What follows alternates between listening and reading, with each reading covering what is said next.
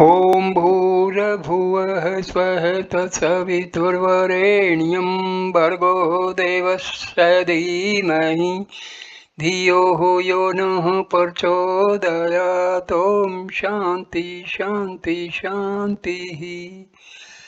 Namaste, my dear friends.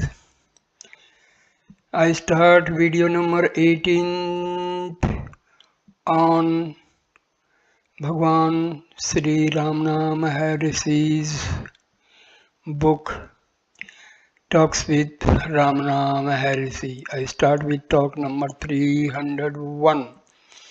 A gentleman enthusiastically recounted several of his experiences on following Sri Bhagavan's instructions and incidentally mentioned that he and Sri Bhagavan were both born on the same day of the week and bore the same name. Sri Bhagavan completed it, adding the same self is in both.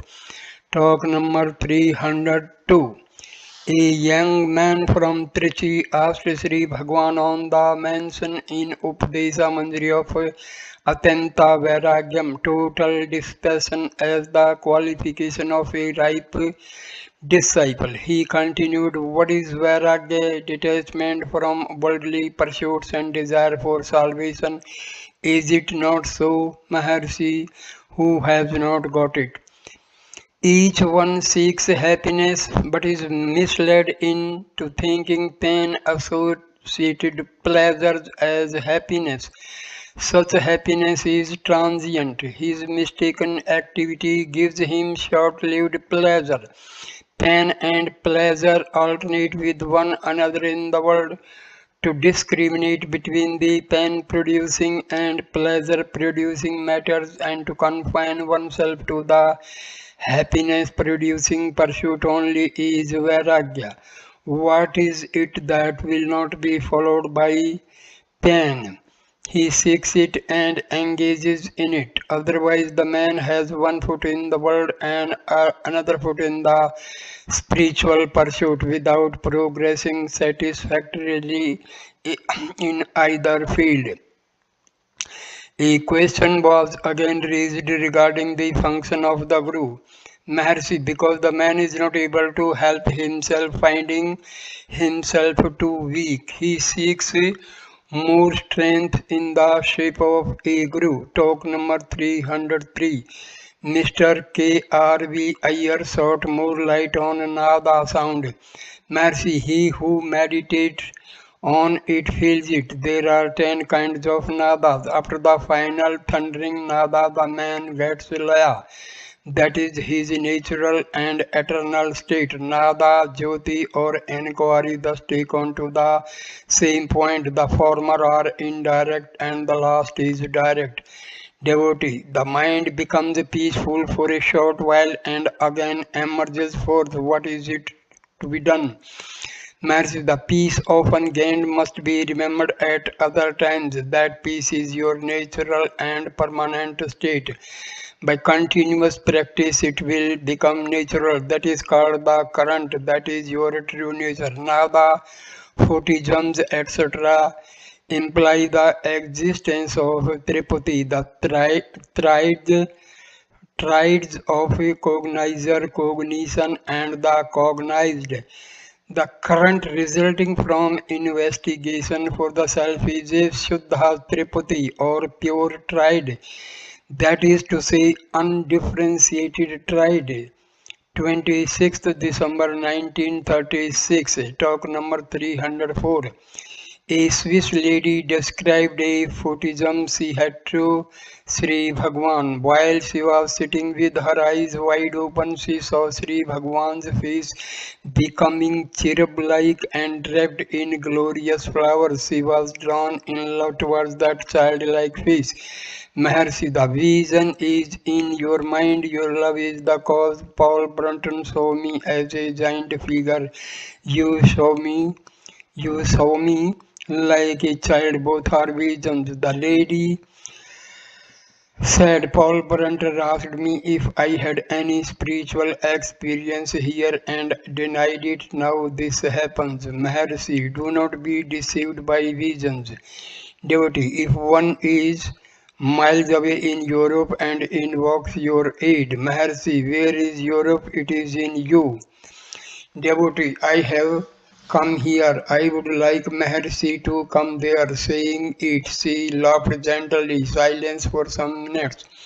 Maharshi, you see the physical body and so you find limitations. Time and space operate on this plan. So long as you think of the gross body, there will be differences found as different bodies. On the other hand, knowledge of the real Maharshi will set all doubts at rest. Are you in India now, or is India in you? Even now, this notion that you are in India must go. India is in you. In order to verify it, look to your sleep. Did you feel that you were in Europe or in India while asleep? You were nevertheless existing then, the same as now. Space is in you. The physical body is in space but not you. Paul Brunton had his eyes closed when he saw the vision, whereas you had your eyes open, you say. Devotee, yes, but I have never had vision, whereas he is a psychic. After a few minutes, she asked if it is an advantage or a disadvantage to see visions like this. Maharshi, it is an advantage. Sri Bhagavan continued. Probably you had been thinking of a child and that appeared in the vision. Devotee, yes, only of Shiva of his childlike face. Maharshi, that's it. But devotee, but Shiva is the destroyer, meaning not a child. Maharshi, yes, of sorrows. After a few minutes, Bhagavan continued, you will shortly go to sleep. When you wake up in the morning, you will say, I slept well and happily. What happened in sleep is your real nature that continues now too. Otherwise, it will not be your real nature. Get the state of sleep. Even now, it is Shiva. Have we got a form? Find that out before you think of Shiva's form. Did you not exist in sleep? Were you aware of any form then? Were you with form in your sleep? You existed all the same. The I which was in sleep is also now present. You were not the body according to your sleep experience. You are the same now.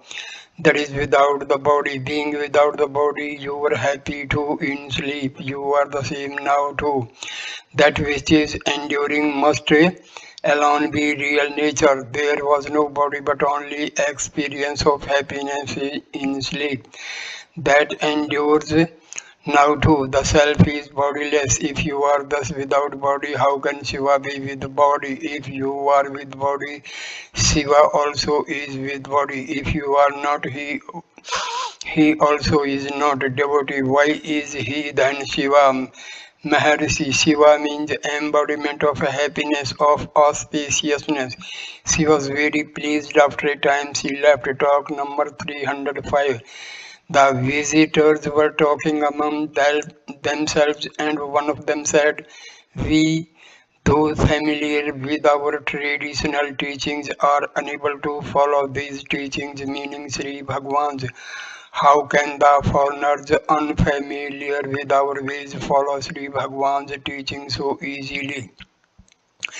He seemed to sympathize with their attempts to understand us in spite of their handicaps and also to pity them for want of proper equipment. Sri Bhagavan remarked finally, visions are better than no visions.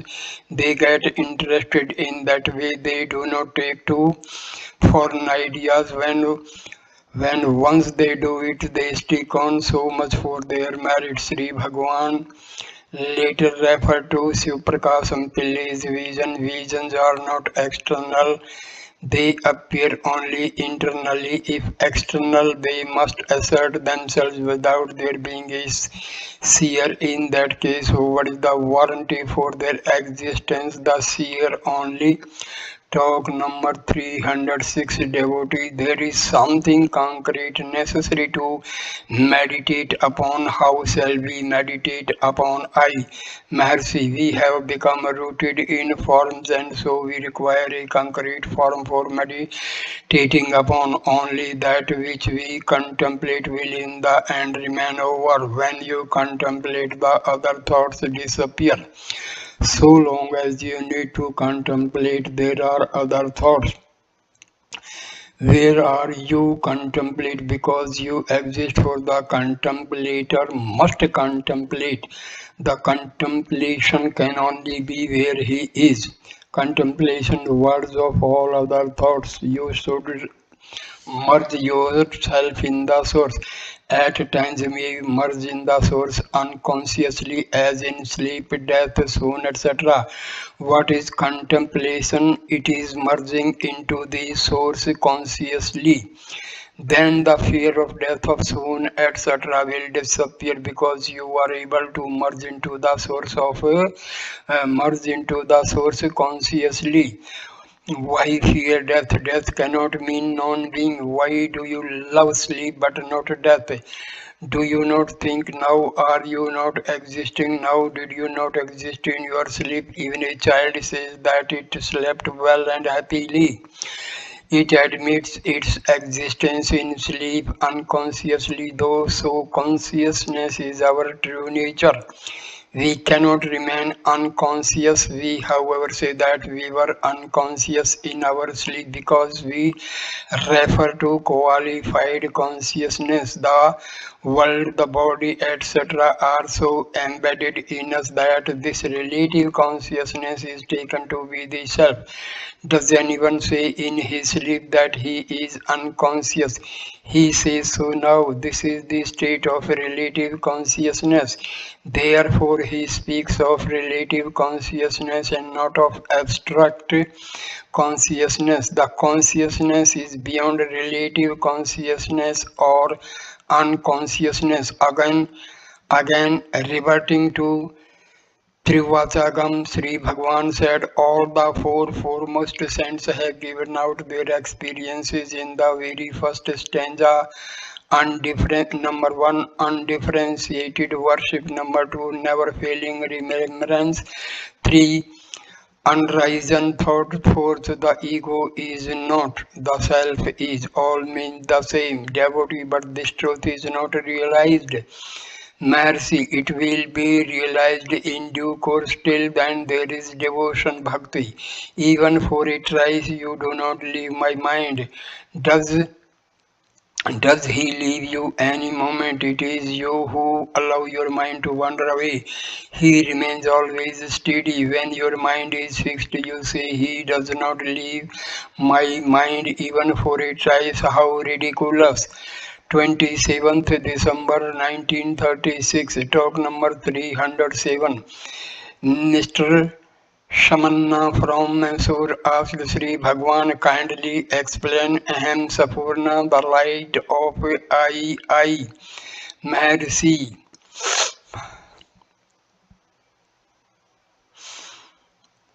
I is not known in sleep on waking. I is perceived associated with the body, the world, and non-self in general. Such associated I is Aham Virti. When Aham represents the self only, it is Aham Sapurna. This is natural to the Jnani and is itself called Jnana by Jnani or Bhakti by Bhaktas. Though ever present, including in sleep, it is not perceived. It cannot be known in sleep all at once. It must first be realized in the waking state, for it is our true nature underlying all the three states. Efforts must be made only in the Jagrata state and the self realized here and now. It will afterwards be understood and realized to be continuous self, uninterrupted by Jagrata, Swapna and Susupti. Thus it is Akhandakara Virti, unbroken experience. Virti is used for lack of a better expression. It should not be understood to be literally a virti. In that case, virti will resemble an ocean-like river, which is absurd. Virti is of short duration. It is qualified directed consciousness or absolute consciousness broken up by cognition of thoughts, senses, etc. Virti is the function of the mind where the continuous consciousness transcends the mind. This is the natural primal state of the jnani or the liberated being. That is unbroken experience. It asserts itself when relative consciousness subsides. Aham virti, I thought, is broken. Aham sapurna, the light of I is unbroken, continuous. After the thoughts subside, the light shines forth. 31st December 1936, talk number 308. A question was asked regarding untouchability. Sri Bhagavan said the non-self is untouchable. The social untouchability is man-made, whereas the other untouchability is natural and divine. Devotees, should the untouchable be allowed into our temples, Maharshi? There are others to decide it.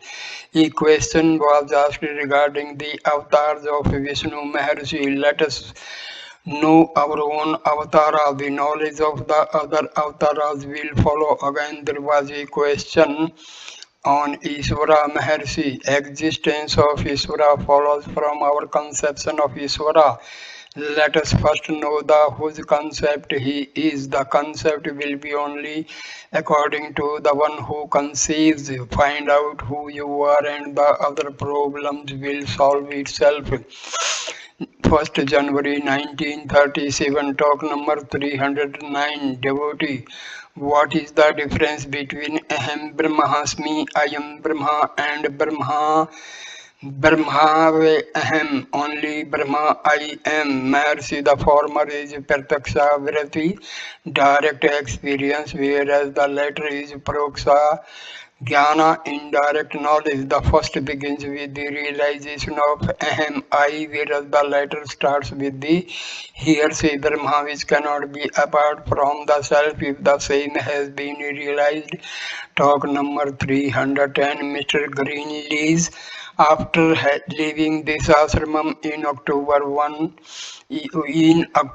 I was aware of Bhagavan's peace enfolding me for about 10 days. All the time while busy in work, there was an undercurrent of what peace of unity. It was almost like the dual consciousness while half asleep in a dull lecture. Then it faded away entirely and the old stupidities came in instead. Work leaves no time for separate meditation is the constant reminder. I am trying to feel it while actually at work. Enough. Maharshi, it will become constant when the mind becomes strengthened. Repeated practice strengthens the mind and such mind is capable of holding on to the current. In that case, engagement in work or no engagement, the current remains unaffected and uninterrupted. Devotee, no separate meditation is necessary. Maharshi, meditation is your true nature now.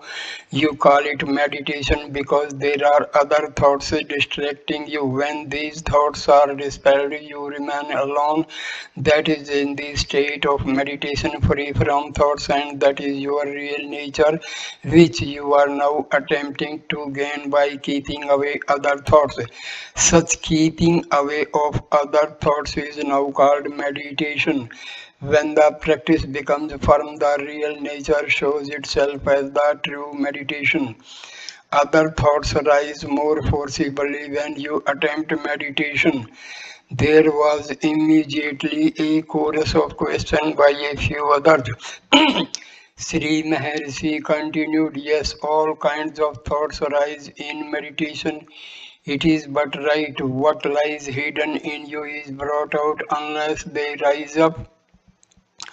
How can they be destroyed? They therefore rise up spontaneously in order to be extinguished in due course, thus to strengthen the mind.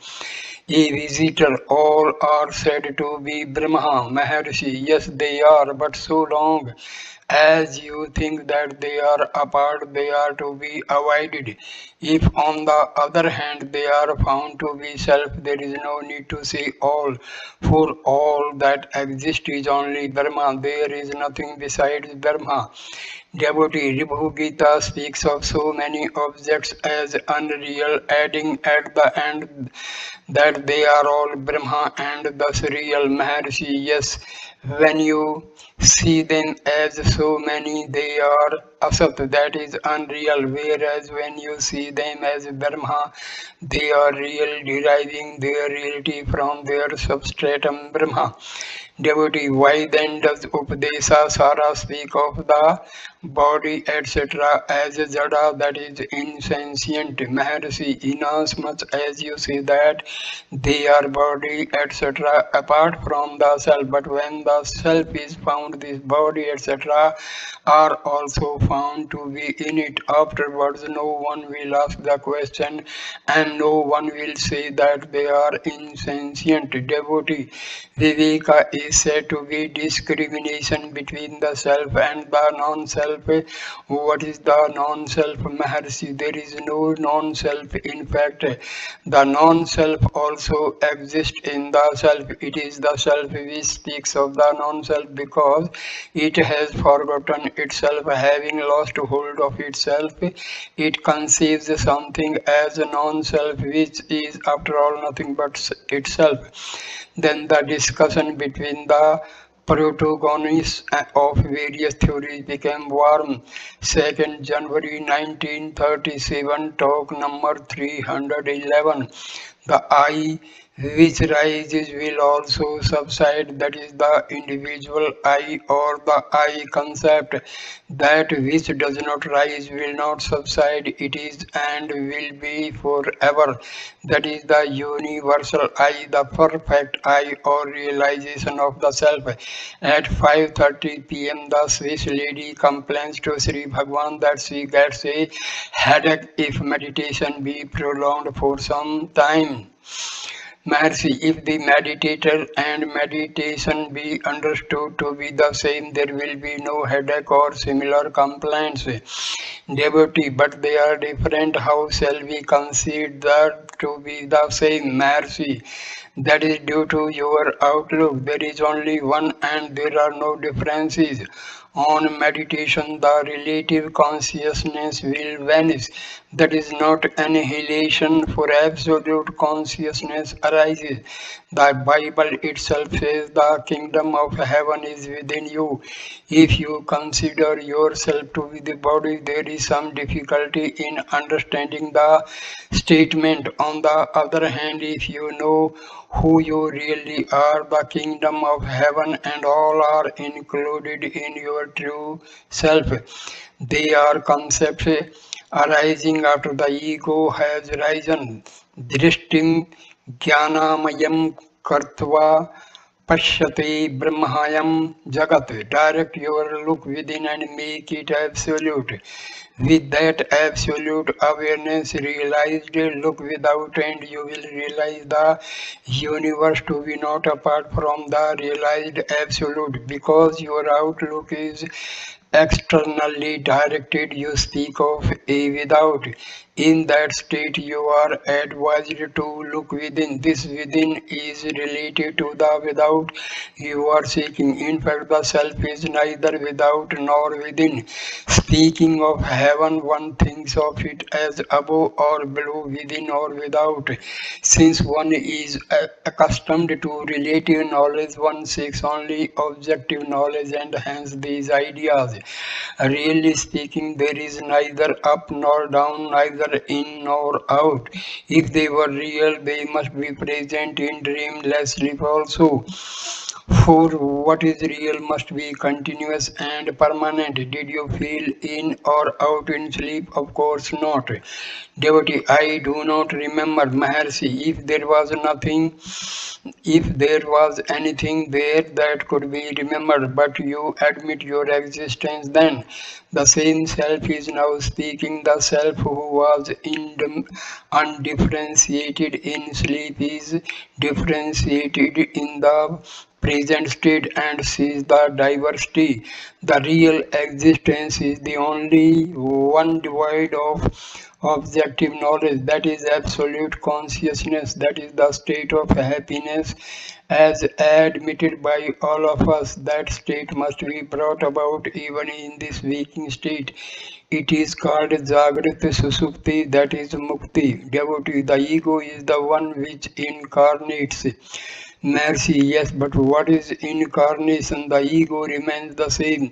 New bodies appear and hold it. The ego does not change, it does not leave one body, seek and find another. Just see what happens even to your gross body.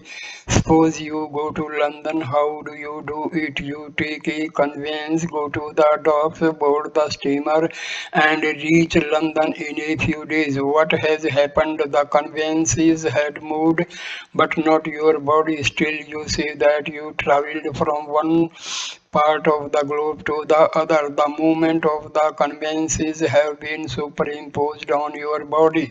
Similarly, also with your ego, the reincarnations are superimpositions. For example, what happens in a dream? Do you go to the dream world or does it occur in you? Surely the latter. Just the same with incarnations.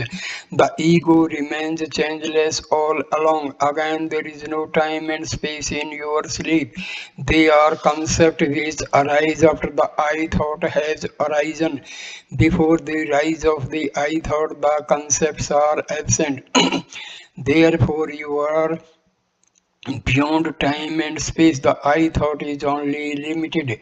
I, the real I, is unlimited, universal, beyond time and space. They are absent in sleep, just on rising up from sleep and before seeing the objective world. There is a state of awareness which is in your pure self that must be known. Devotee, but I do not realize it. Maharshi, it is not an object to be realized. You are that. Who is there to realize and what? Talk number 312. Mr. V.K. Cholkar of Pune. It is said, know thyself or see who the I in you is. What is the way to do it? Is it by simply repeating the mantra mechanically all along, or have you to do it remembering every moment why you are repeating the mantra? Maharshi, you are always repeating the mantra automatically if you are not aware of the ajapa unspoken chant which is eternally going on. You should take two japa. Japa is made with an effort. The effort is meant to ward off other thoughts.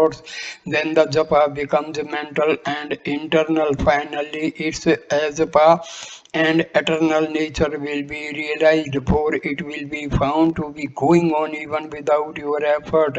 The effortless state is the state of realization. Mr. Cholkar again requested instructions from a practical point of view that is suitable to him. Maharshi, it is not external and therefore need not be sought elsewhere. It is internal and also eternal. It is always realized, but you say you are not aware. It requires constant attention to itself. No other effort is necessary. Your effort is only meant not to allow yourself to be distracted by other thoughts. The person was satisfied. Talk number 313, Mr. Greenlees. Bhagavan said yesterday that one is engaged in search for God within, outer work would go on automatically. In the life of Sri Chaitanya, it is explained that while he sought Krishna, the self, during his lectures to students, he forgot where his body was and went on talking of Krishna. This rouses doubts whether work can safely be left to itself. Should one keep part attention on the physical work? Maharshi, the self is all. Now I ask you, are you apart from the self? Can the work go on apart from the self? Or is the body apart from the self? None of them could be apart from the self. The self is universal, so all the actions will go on whether you engage in them voluntarily or not. The work will go on automatically. Attending to the self includes attending to the work. Devotee, the work may suffer if I do not attend to it. Maharshi, because you identify yourself with the body, you consider that the work is done by you, but the body and its activities, including the work, are not apart from the self. What does it matter whether you attend to the work or not? Suppose you walk from one place to another place. You do not attend every single step that you take. After a time, however, you find yourself at your destination. You notice how the work, that is walking, goes on without your attention to it. Similarly, it is with other kinds of work. Devotee, then it is like a sleeping, walking. Maharshi, quite so. When a child is fast asleep, his mother feeds him in sleep. The child eats the food quite as well as when well awake. But the next morning he says to the mother, Mother, I did not take food last night. The mother and others know that he did, but he says that he did not. He was not aware, and yet the action had gone on. Somnambulism is indeed a good analogy for this kind of work. Take another example. A passenger in a cart has fallen asleep. The bulls move or stand still or are unyoked on the journey. He does not know these occurrences but finds himself in a different place after he wakes up. He has been blissfully ignorant of the occurrences on the way, but his journey has been finished. Similarly, with the self of the person, he is asleep in the body. His waking state is the moment of the bulls. His samadhi is there standing still, because samadhi is agrit susupti. That is to say, he is aware of but not attached to actions. So the bulls are in harness but do not move. His sleep is the unyoking of the bulls, for there is complete suspension of activities corresponding to the release of the bulls from the yoke. Still another example, scenes are projected on the screen in a cinema show, but the moving pictures do not affect or alter the screen. The seer pays attention to the pictures and ignores the screen. They cannot remain apart from the screen, still its existence is ignored. Or also the self is the screen on which the pictures, namely activities, are going on. The man is aware of the latter, ignoring the former. All the same, he is not apart from the self. Whether aware or unaware, the actions will continue. There is an operator in the cinema. Devotee, there is an operator in the cinema.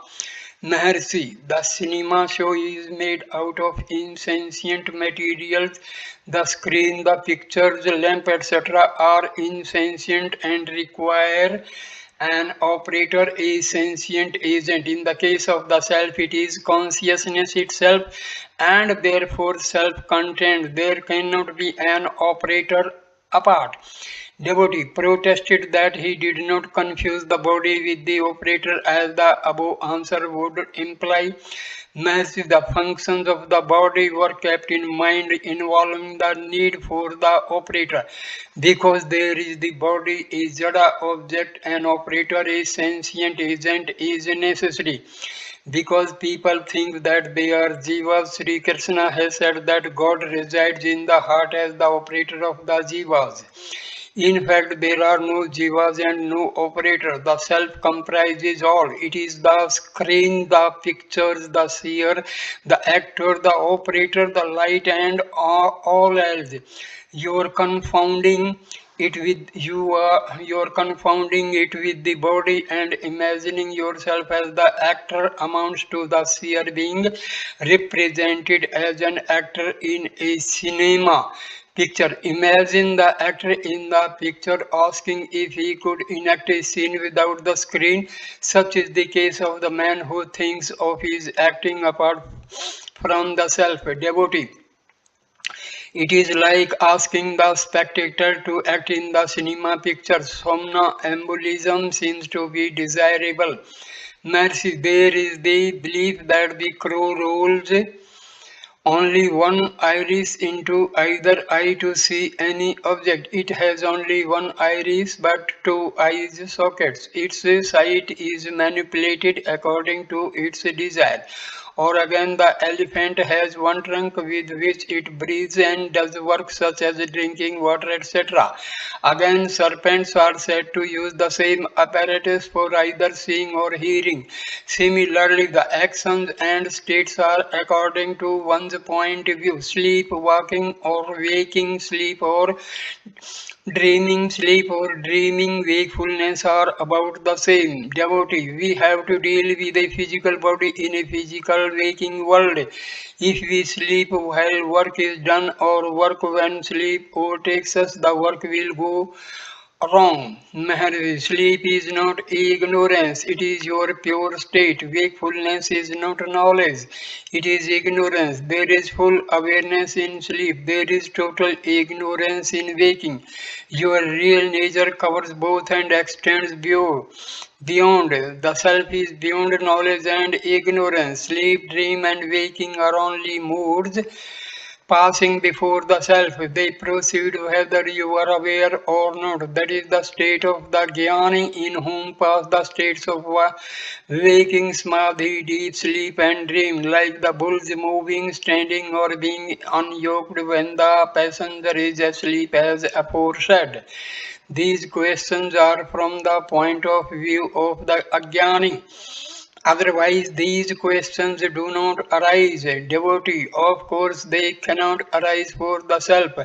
Who would be there to ask? But unfortunately, I have not yet realized the self. Maharshi, that is just the obstacle in your way. You must get rid of the idea that you are an ajnani yet to realize the self. You are the self. Was there ever a time when you were apart from the self, devotee? So it is an experiment in somnambulism or in daydreaming. Bhagavan laughed. 3rd January 1937, Drops of Nectar, talk number 314. In yesterday's answer, Sri Bhagavan said that the self is pure consciousness in deep slumber, and he also indicated the self of the transition from sleep to the waking state as the ideal for realization. He was requested to explain the same. Sri Bhagavan graciously answered, the self is pure consciousness in sleep. It involves as aham, I, without the idam, this, in the transition state, and manifest as aham, I, and idam, this, in the waking state. The individual's experience is by means of aham, I only. So he must aim at realization in the way indicated, that is by means of the transitional I. Otherwise, the sleep experience does not matter to him. If the transitional I be realized, the substratum is found, and that leads to the goal. Again, sleep is said to be ajnana, ignorance, that is only in relation to the wrong jnana, knowledge prevalent in the wakeful state. The waking state is really ajnana, ignorance, and the sleep state is prajna, full knowledge. Prajna is Brahma, says the Shruti. Brahma is eternal. The sleep experiencer is called Prajna. He is Prajanam in all the three states. Its particular significance in the sleep state is that he is full of knowledge. Prajna Ghana.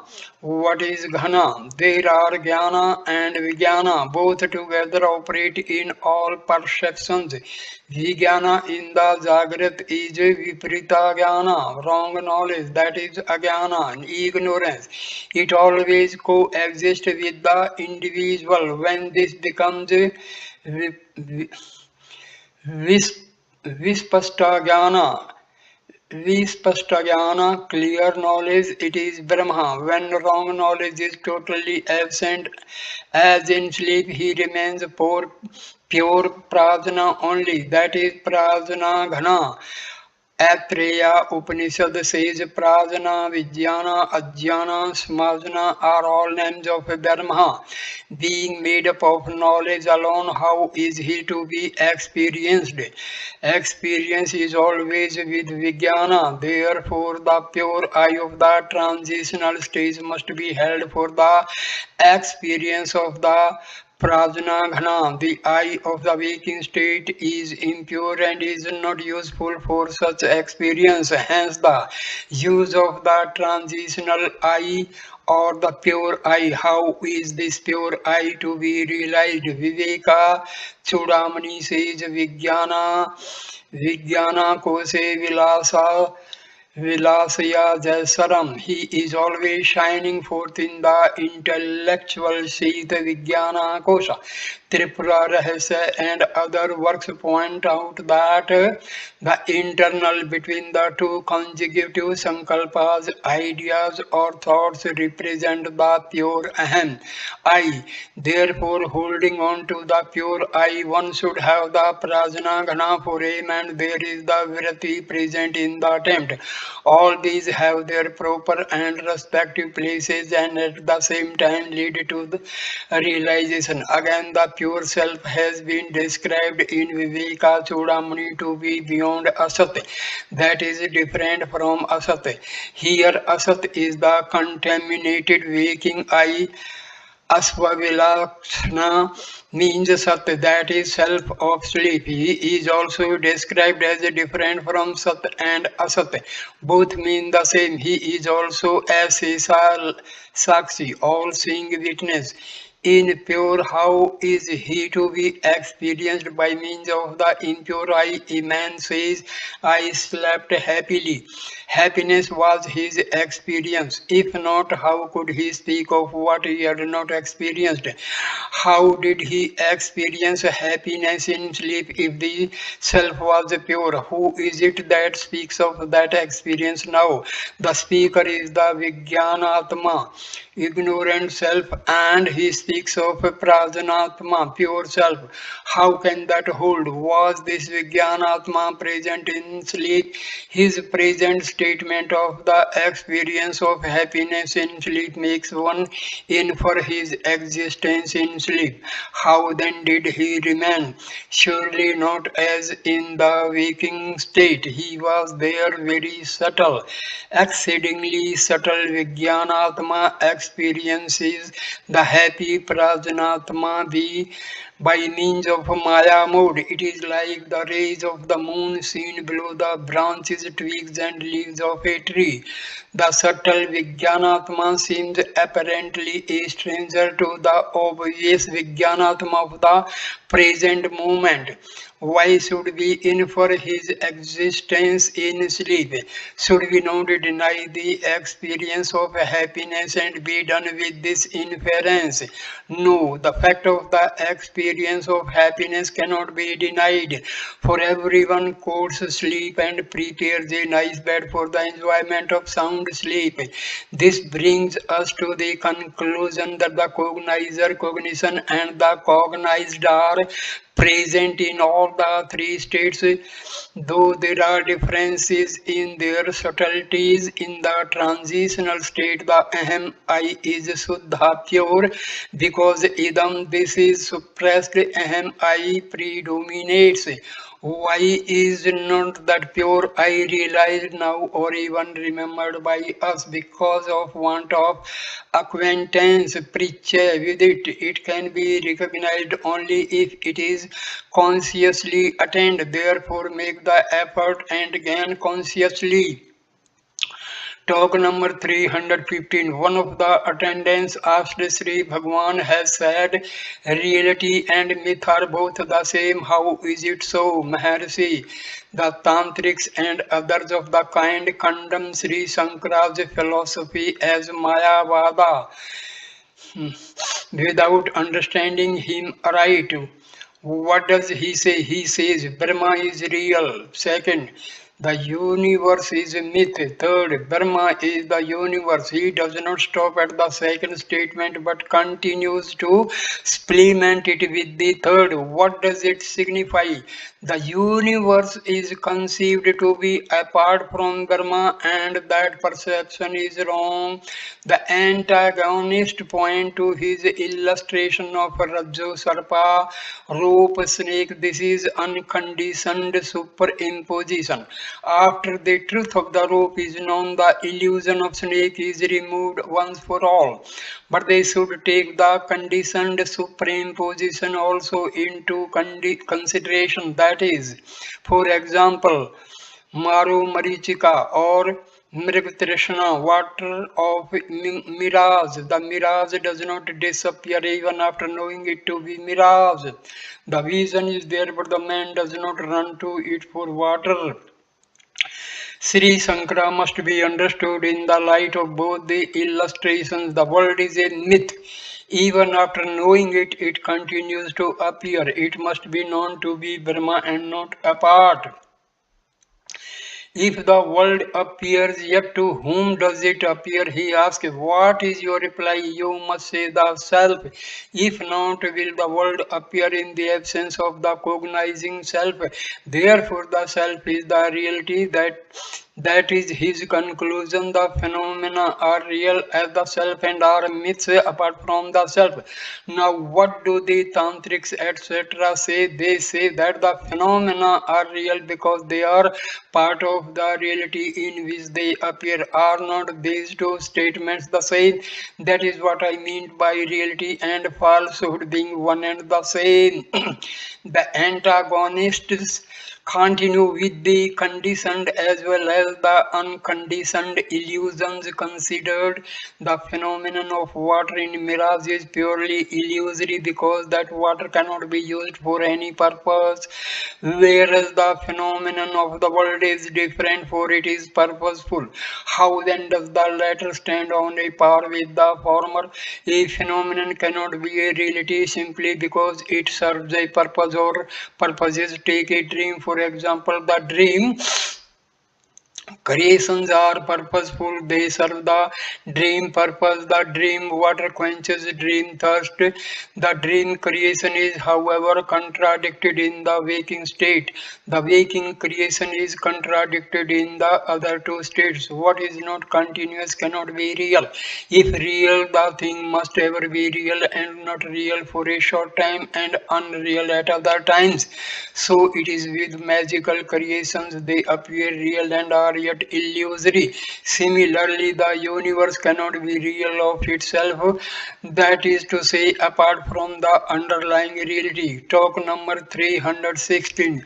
There is fire on the screen in a cinema, so does it burn the screen? There is cascade of water, does it wet the screen? There are tools, do they damage the screen? That is why it is said, Ach- ach- Achedioyam, Adahoyam, Akiladhoyam, etc. Fire, water, etc. are phenomena on the screen of Brahma, that is the self, and they do not affect it. 6th January 1937. Talk number 317. Mr. Parky, many visitors here tell me that they get visions or thought currents from you. I am here for the last month and a half and still I have not the slightest experience of any kind. Is it because I am unworthy of your grace? If so, I feel it disgraceful that I being Vasishta Kula Panna of the lineage of Vasishta should not have your grace while far off foreigners should have it. Will you kindly suggest some Prashchita method of expiation for removing this disgrace? Expiation for removing this disgrace.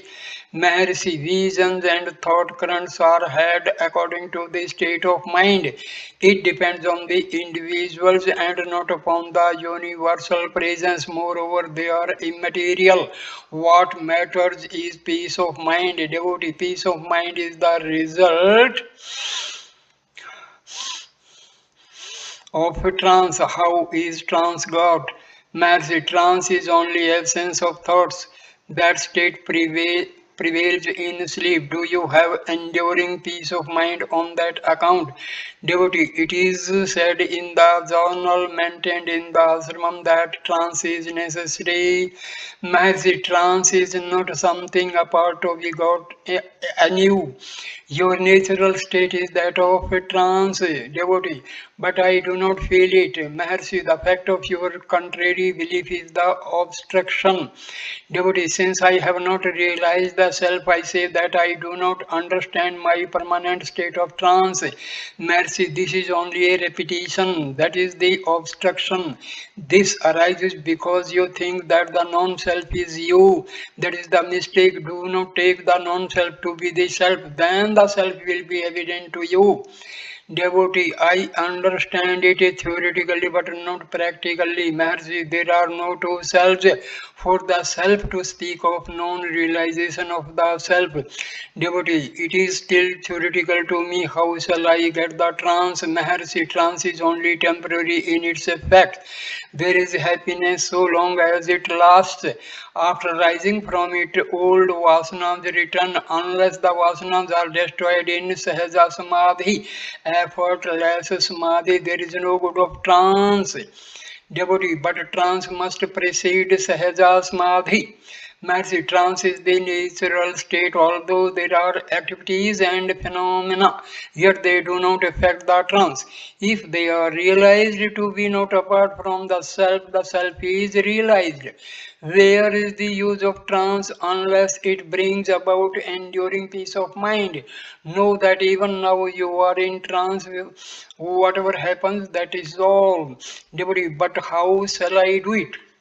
A scholar remarked, Yato vacho nivartante aprapaya manasa saha. Where words fail to reach along with the mind, the questioner retorted, it is also said mansa seva apatvayam, to be realized with the mind only. Mercy, yes, the pure mind, that is the mind free from thoughts is the self. The pure mind is beyond the impure mind. Devotee, seen with the subtlest of subtle intellect by subtle seers. Mercy, what was said of mind applies to this also. Devotee, if trance be my natural state, why is it said that trance is necessary to be got before realization? Mercy, that means that one should be aware of his eternal state of trance. Inattentiveness is said to be ignorance. Parmado vai mrityuhu. Inattention is death itself. Devotee, how can I be attentive without getting trance beforehand? Mercy, very well. If you are so anxious for trance, any narcotic will bring it about. Drug habit will be the result and not liberation. There are vasanas in the latent state, even in the trance, the vasanas must be destroyed. Another devotee, can there be self-realization before the vasanas are entirely destroyed? Mercy, there are two kinds of vasanas. Number one, bandha hetuhu, causing bondage for the ignorant, and second, bhoga hetuhu, giving enjoyment for the wise. The latter do not obstruct realization. Devotee are the self-realized person reborn, for example, Vamdeva, Bhatta, etc. Mercy, the realized ones cannot be reborn. Rebirth is due to vasanas which are binding, but they are destroyed in the state of self-realization. Devotee are we to take it that they had gone to the stage of Kevala Nirvikalpa, but not to Sahaja Nirvikalpa. Maharshi, yes. Devotee, if one vasanas for enjoyment do not obstruct the state of realization, and if one can look upon the events of the world without his state of bliss being disturbed, it means that attachment alone is bondage. Am I right? Maharshi, yes, quiet attachment is bondage. Attachment disappears with the elimination of the ego. Devotee realization is said to be helped by Guru's grace. Mercy, Guru is none other than the self. Devotee, Krishna had a Sandeepani for his Guru, and so Rama had Vasishtha. Maharshi, Guru is said to be external for the seeker. The intern of the mind is brought about by the Guru. Since the seeker is outward bent, he is advised to learn from a Guru whom he will in due course find to be the self. Devotee, may I have Guru's grace. Mercy, grace is always there. Devotee, but I did not feel the same. Mercy, surrender will make one understand the grace. Devotee, I have a surrendered heart and soul. I am the best judge of my heart. Still, I do not feel the grace. Mercy, if you had surrendered, the questions would not arise. Devotee, I have surrendered. Still, the questions arise. Mercy, grace is constant. Your judgment is the variable. Where else should the fault lie? Devotee, I must be unable to surrender myself. Mercy, Thyanu Manovar has said, glory to thee for enabling me to discuss so much and follow thy words so far. 7th January 1937, talk number 318. A Hindi gentleman asked how the fear of death could be got over. Maharshi, find out if you were born before you think of death. Only he who is born could die. You are as good as dead even in sleep. What fear is that of there of death? Devotee, how are we in sleep? Maharshi asked the question. In sleep, you recall the experience of sleep only when you are awake. You recall that state by saying, I slept happily. Devotee, what is the instrument by which we experience that state? Mercy, we call it Maya Karna as opposed to the Antaha Karna to which we are accustomed in our other state. The same instruments are called differently in the different states, even as the Anandatman of sleep is termed the Vijnanatman of the wakeful state. Devotee, please furnish me with an illustration for the Maya Karna experiencing the Ananda. Mercy, how can you say I slept happily? The experience is there to prove your happiness. There cannot be the remembrance in the wakeful state in the absence of the experience in the sleep state. Devotee agreed, but please give me an illustration. Mercy, how can it be described? If you dive into water for recovering an article, you speak of its recovery only after rising out of the water. Why do you not say anything while remaining sunk in water? Devotee, I do not have fear in sleep, whereas I have it now. Mercy, because devotee, Dvitidvi bhavam bhavati. Fear is always of a second one. Of what are you afraid? Devotee, by reason of the perception of the body, the senses, the world, Iswara, doership, enjoyment, etc. Mercy, why do you see them if they cause fear? Devotee, because they are inseparable. Mercy, but it is you who sees them. For whom is the fear? Is it for them? Devotee, no, it is for me. Maharishi, because you see them, you fear them. Do not see them and there will be no fear.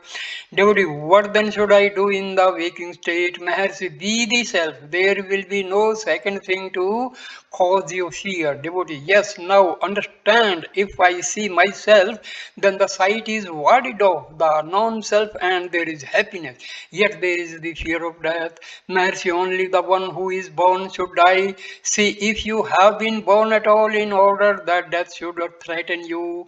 Talk number 319, Mr. Sridhare, Hindu from Goa, asked, what is Kaushalam skill in yoga karma? So Kaushalam yoga is still in action. How is it that gained? Maharshi, do actions without caring for the result. Do not think that you are the doer. Dedicate the work to God. That is the skill and also the way to gain it. Devotee. Santvam yoga uchyate. Equanimity is yoga. What is that equanimity? Maharshi, it is unity in diversity. The universe is now seen to be diverse. See the common factor sama in all the objects. When that is done, equality in the pairs of opposites. Davani naturally follows. It is the latter which is however spoken of as equanimity ordinarily.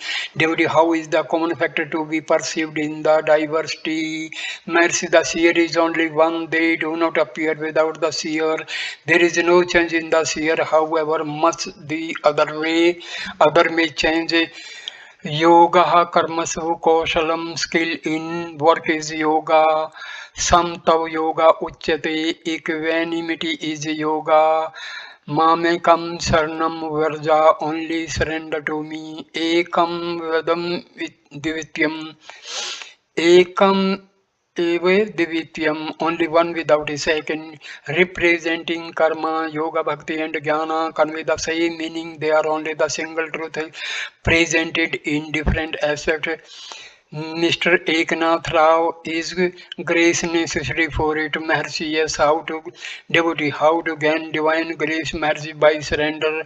Devotee, still I do not feel grace. Maharshi, since it is wanting.